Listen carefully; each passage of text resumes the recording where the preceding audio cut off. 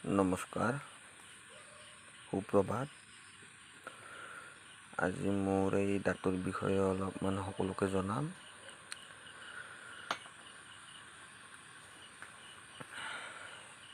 মই আজি দুদিন আগত দাঁতৰ হস্পিটালত গৈছিলোঁ।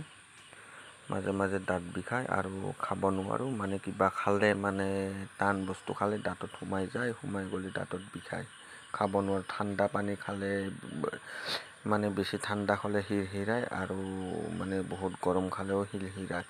হিৰহিৰৰ কাৰণটো হ'ল দাঁতটো ডেমেজ হৈছে। এইটো দাঁতৰ বামী দাঁত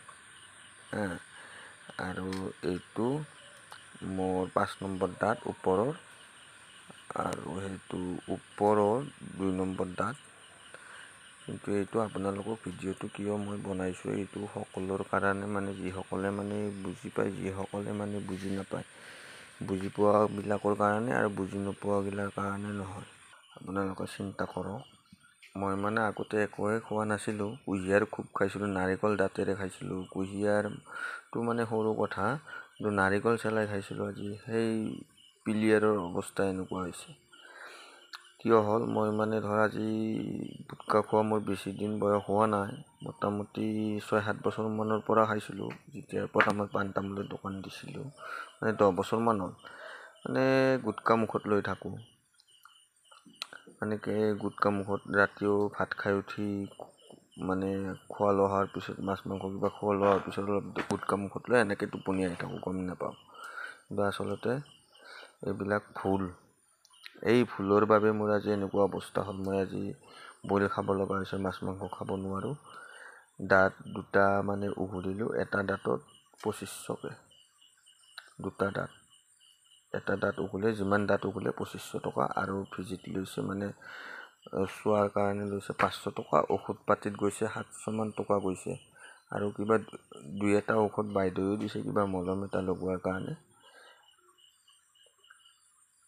কিন্তু এইটো কাৰণ নহয় যে মই আপোনালোকক মানে মোৰ নিজৰ ব্যক্তিগত স্বাৰ্থৰ কাৰণে নহয়, মানে যিসকলে এতিয়া গুটখা খাই ধ্বংস হৈ আছে, মানে আপোনাৰ 20ৰ পৰা 30 বছৰৰ ভিতৰৰ মানে বয়সৰ গুটখা খোৱাসকল, আৰু 30ৰ পৰা মানে 40-50 বছৰ বয়সৰ মানুহবিলাকৰ কথা কৈছোঁ।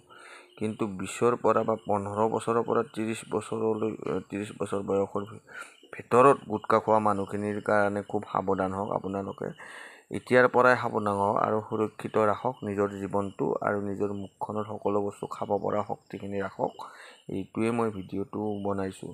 আৰু যিবিলাক 30ৰ পৰা মানে গুটখা খোৱা আৰম্ভ কৰিছে, এইফালে 40-45-50, সেইবিলাকৰ কাৰণে কথা নাই, মানে খুব মানে সিহঁতৰ বয়সৰ লগে লগে দাঁতৰ মানে টেম্পাৰটো বাঢ়ি যায় কাৰণে সিহঁতৰ দাঁতবিলাক শক্তিশালী হৈ থাকে। আৰু আগতে আমাৰ মানুহে বহুত অৰিজিন বস্তু খাব পাইছিল, আজিকালি বহুত সাৰুৱা বস্তু, ভেজাল বস্তু খায়। আজিকালি ল'ৰা ছোৱালীৰ দাঁতত টেম্পাৰ নাথাকে সিমান, সেইকাৰণে দাঁতবিলাখন মানে আমাৰ জন্মৰ লগত অহা, বা আমাক ভগৱানে জন্মৰ লগত দি পঠোৱা, বা মাৰ গৰ্ভত আমি যেতিয়া আমি গৰ্ভৰ পৰাই আমি লৈ আহোঁ, বা আমি জন্মৰ পৰাই লৈ আহোঁ, এই ভাষাৰে বুজাব নোৱাৰি। তাকে মানে ধ্বংস নকৰিব আপোনালোকক মই এইটোৱে মই মানে অনুৰোধ। যিহেতু আপোনালোকে এটা সম্পত্তি আপুনি টকাৰে কিনিব নোৱাৰে, টকাৰে মানে এটা দাঁত লগালে 47,000 টকা, আৰু দুখীয়াসকলৰ মানে খুব দুখৰ খবৰে, মানে এইকাৰণে ধনীবিলাকে পাৰিব এটা দাঁত 47,000 টকাকৈ লগাব, দুখীয়াবিলাকে নোৱাৰিব।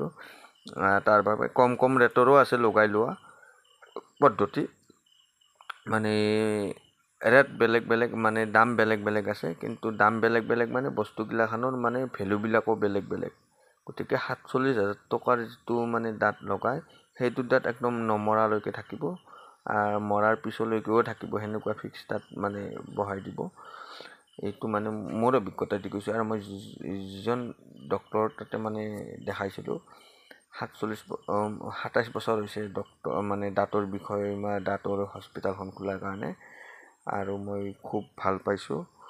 আৰু মই মানে এডভাৰটাইজ কৰা নাই, মই মানে কিয় কৈছোঁ, এইটো আপোনালোকৰ মানে যিসকল গুটখা খায়, যিসকলে দাঁতবিলাক বৰ্তমান ধ্বংস কৰি আছে, সেই সকলো সাৱধান হোৱাৰ কাৰণে কৈছোঁ। আৰু এইটো মই ভিডিঅ'টো বনাইছোঁ এই যে দাঁতটো আপোনালোকে এবাৰ চাওক, ভয় লগা হয়নে নহয়। এইকাৰণে ভিডিঅ'টো বনাইছোঁ।